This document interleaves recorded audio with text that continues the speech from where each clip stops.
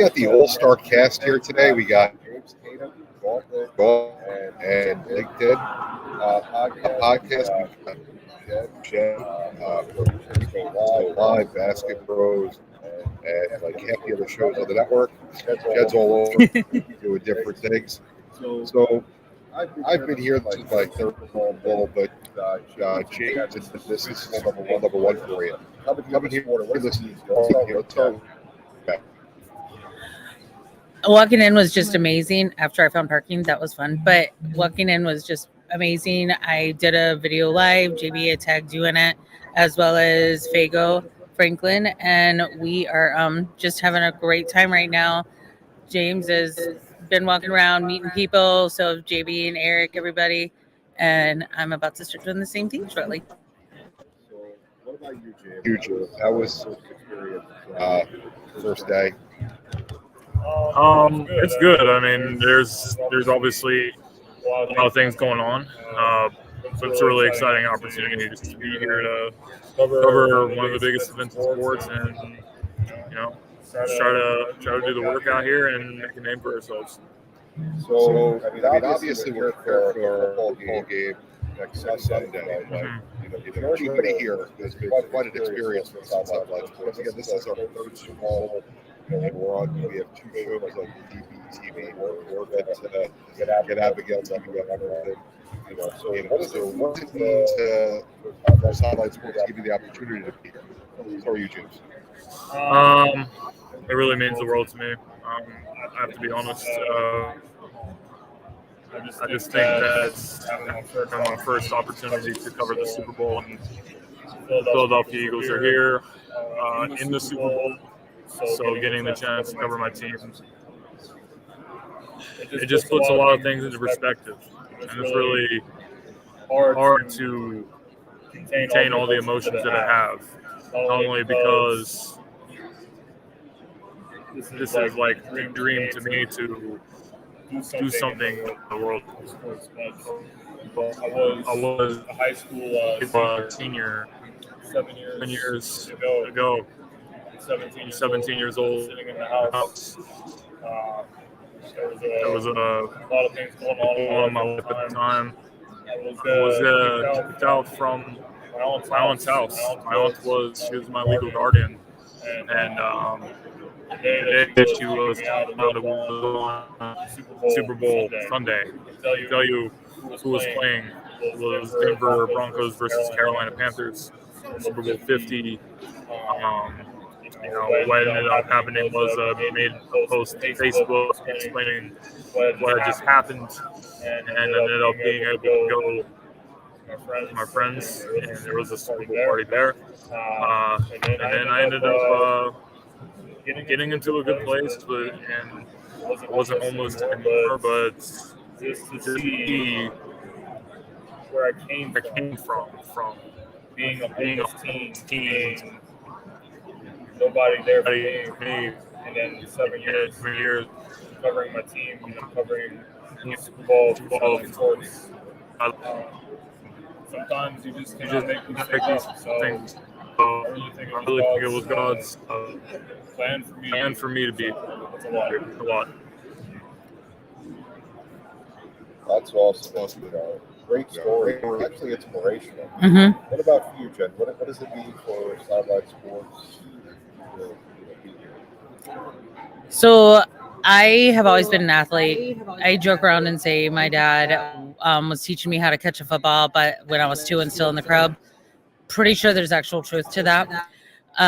So this means everything. Like, I put a really heartfelt message on Facebook the other night myself, and one of my girls that I've known since 7th grade was like, "Oh my God, this is your dream. You're finally making this happen." And it really does mean a lot. And honestly, James's story is an inspiration. So. For the first time I got to walk into Radio Row and see everything. It's quite an experience, a lot to take in. You meet hundreds of minutes, and people knew who we were, and it was an exciting experience. Mm-hmm. But we're here for football, so Yeah. James, you're an Eagles guy. Mhm. I don't stand it.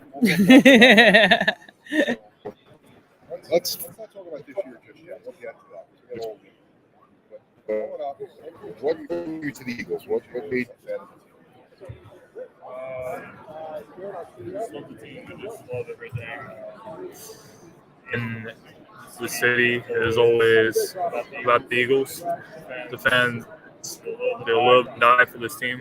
Philadelphia is one of the truest sports towns. They live for the Phillies type of movie. Many years, the team was close to winning the Super Bowl. They lost the championship. So the time that they won 2017, beating the Patriots, it was one of the best games. So, Sorry to interrupt you, but I gotta ask this. As a Philly person, do you feel almost disrespected being so close to New York? That you're almost like oh, it's Philly. New York is Philly. and I don't really look at it that way. I think that New York is who they are. There's obviously bigger markets, but I don't really think that the fans in New York is more passionate than Philadelphia. If you want to say that, then you can. But I know that being in my city, I've never seen somebody be able to match this type of energy. So New York, you can say any city. Boston is a better sports town. It's going to be just as a better sports. It's going to be say just like sometimes people have an inferiority complex. They feel as though they're looked down upon for being in a certain place. Now, obviously, New York is the biggest city in the world. I'm a New Yorker. I love Philadelphia. I think it's a great city. I think you can do a lot of things in Philly. It's different than New York, but it's a phenomenal city. So I was just curious because sometimes I've heard from people that I know from Philly when they look at it as like, people from New York look down on Philadelphia. I don't, but everyone has their own take on that. I was curious what yours is. Well, a lot of people are looking down on us all the time. They don't want us to be successful, and that's the mindset of Philadelphia, to be always an underdog and always people doubting you, but you still rise to the moment and you do what you can to be the best. So that's what I would say about Philadelphia. Now, looking at your quarterback, he's dealt with amazing adversity, and we talk about this all the time. Jalen Hurts, in college got benched in the championship game. Mm-hmm. Came back in and performed amazing. Transferred, won a Heisman. Got drafted to Philly, and the fans, as we spoke about on the right here today, the last year weren't very flattering to him. Do you think after this year's performance that they're gonna take a step back and realize what he brings to the franchise? Well, it's obvious that they do, because all the same people that were talking about Jalen before the season, they are no longer saying these things. Everyone is saying that he is the best, he is the MVP. Remember what the people were saying. They were saying that he cannot be an NFL quarterback, he cannot win in the pocket, he cannot make throws, he does not have accuracy, he does not have this, he does not have that. People wanted every quarterback under the sun. They wanted Deshaun Watson, they wanted Russell Wilson, they wanted Aaron Rodgers, they wanted some quarterbacks in the draft class. They wanted Kenny Pickett. They wanted Matt Corral and people like that. But we knew that if you give him the time, he is somebody that is consistent, putting in the work. He is going to get better and improve the team. And the team improved. They brought some more players to help the team. And that's a combination of why the team is where they are. It's a team effort, but I would say that Jalen's hard work to elevate himself, that is the main reason that the Eagles are in this. So, Jen, being from Carolina, being a Panthers fan, watching the Eagles perform over the year, 14-3, doing phenomenal. What's your impression from the outside looking in on the Eagles season? I think obviously there's a 50-50 shot that the Eagles will win. And I did discuss this with our Chiefs rep. I actually do think that the People are Eagles saying that we're echoing and our sounds bad. will win just because the Eagles defense is fire. I will say Jalen Hurts, amazing season so far. However, offensively, I still give the better offense to the Chiefs, but I think that the defense, the Eagles defense, is going to be much better. And I think that's what's gonna. I think it's gonna be a defense game. We're going to take a quick. No, I was actually saying that I think the Eagles are gonna pull it out, Princess. Okay, we're going to take a quick break, and we will be right back. James, if you go on to break.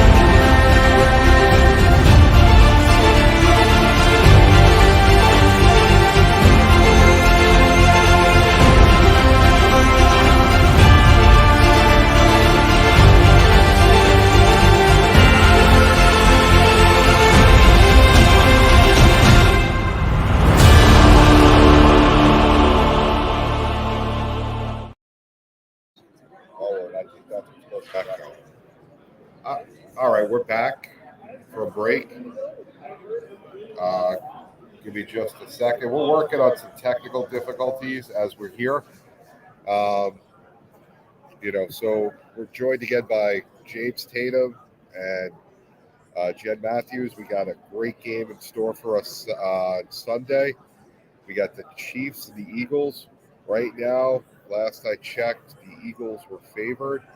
Patrick Mahomes, who had an injured ankle last week in the AFC Championship game, he looked, at times like it didn't bother him at all. So looking at that, Jen, I want to start with you. How was Patrick able to, even with the high ankle sprain, even in the last drive of the game, make that run, out of the pocket and get yards for after the penalty? What would it be enough for a game-winning field goal? What did you think of, what caused that for him? What allowed him to do that? Took place there. Several things took place there, in my opinion. He gave a lot of credit to the individual who had been working with him, his physical therapist, for lack of a better term, and I apologize blanking on their name. But when you're an athlete, you have a drive that you can't explain, i.e. Michael Jordan.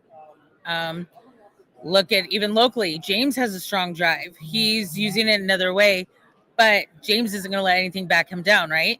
So he's going to forge his own path. That's how Patrick Mahomes is. He's like, no, I'm getting us back to the Super Bowl. When you're also an athlete of that level, your body is going to heal that much faster as well. Not that it's healed completely, because it's not. It's high ankle sprain. Those things for pro athletes, 3 to 6 weeks, depending on the severity. But I think he's doing the right things during the week. I think that his determination, his drive, like one of our songs, you're either on or you're off, and he's on.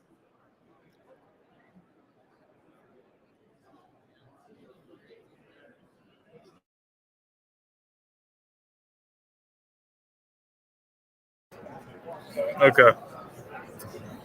So, I mean, Patrick Mahomes is just one of those. He's one of those ones. He's a special talent. He wants to win more rings, obviously. So I feel that when he was injured in the Jaguars game in the divisional round, you saw the competitiveness.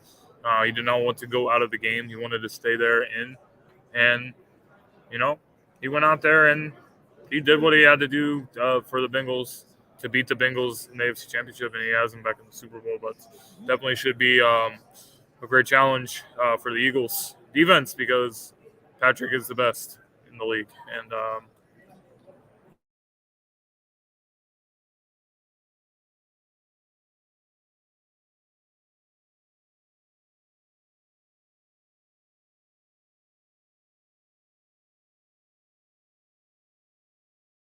there were a lot of calls that were bad.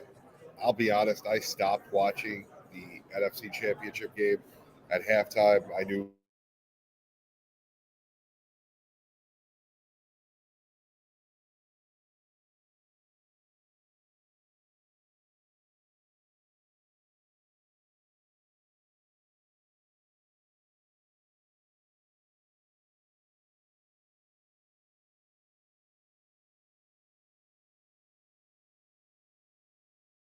it looked like